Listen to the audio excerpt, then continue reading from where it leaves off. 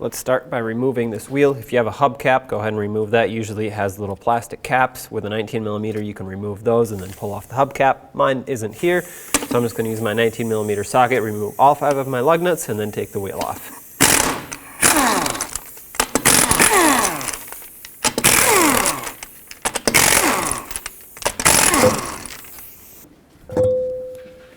On the front side of the strut, you'll see this 10mm nut right here. We'll have to remove this so we can detach the brake hose bracket from the strut. Take a hammer and hammer the stud through a little bit. That's going to unlock it. Pull it out. Now let's take the axle nut off.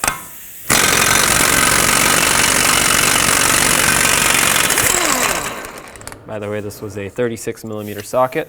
And next you want to make sure that the axle pushes through the hub, which this one does, surprisingly. Usually they're stuck and you'll have to hammer it through with a punch and a hammer, but we're good here. Next, over here you can see there's an ABS wire in the way of our bolts, and to unclip this, squeeze these 2 ears like this, push it down. Now I can get to this bolt down here, or the nut I should say, with an 18mm socket. I'm going to start with this lower one, remove it, and the top one. Okay. Once those are removed, you can remove this bracket that actually holds the ABS wire and set that aside completely. I'm going to put these 2 nuts back on, and then I'll drive the bolts through. There's one. Second one. Take the nuts off. We can move on to removing this cotter pin, which I might not be able to remove judging by its condition here, but I'll give it a shot. Oh, looks like I was able to break it free. Cut off the excess here so I can hammer it through. Now I can grab it on this side and pull it out. And if you can't remove your cotter pin, just cut it flush with the nut, hammer your socket on here, and then just take off the nut over the cotter pin. This is a 19mm nut. Remove it. Now take your hammer and hammer on the knuckle. That way you can break the stud free from the knuckle.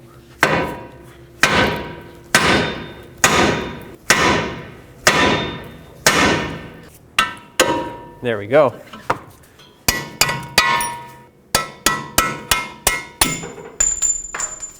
Now you can maneuver the knuckle, get it out of here. Pay attention to your brake hose, make sure that doesn't overstretch.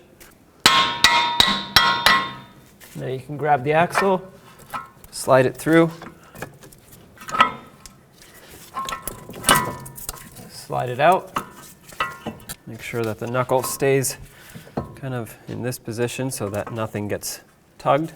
Now I'm going to take a long pry bar, slip it right behind the axle shaft, and try to pry it out. There we go. Okay, get it out of here, and here you go. Here's your old CV axle. Now this is going to be the same exact procedure for the passenger side, just so you know. Same part, same procedure.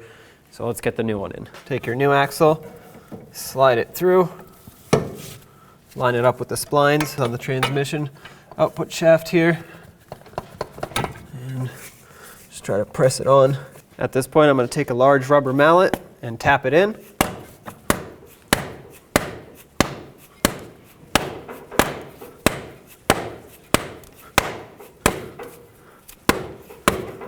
That's fully seated now. Take off the axle nut. Take a little bit of anti-seize, put it on the splines of the axle here. This is going to prevent it from getting stuck inside the bearing or the hub in the future if it ever needs to be removed again.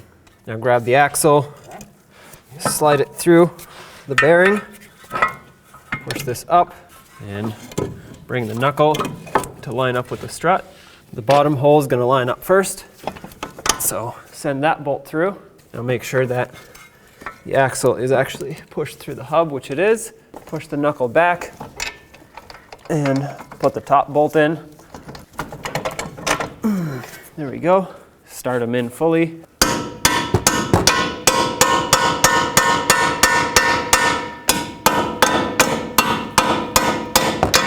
Don't forget about this bracket here and the two nuts. Let's snug them up.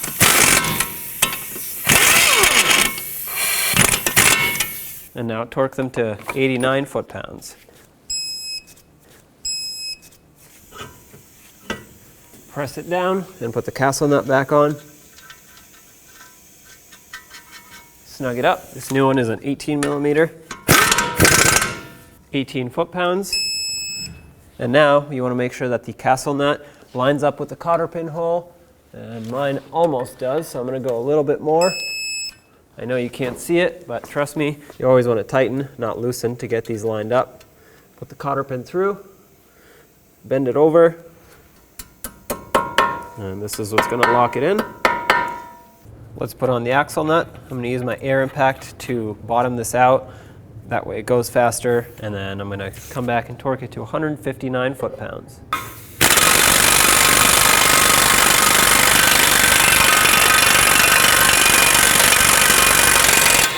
Stick a pry bar through the lug studs. That's going to hold the hub from spinning. And again, 159 foot-pounds. Right there. Perfect. And put back the brake hose bracket and tighten it up with the 10 millimeter bolt. Perfect. Let's get the wheel back on. Start on all 5 of your lug nuts, snug them up, and then torque them to 100 foot-pounds.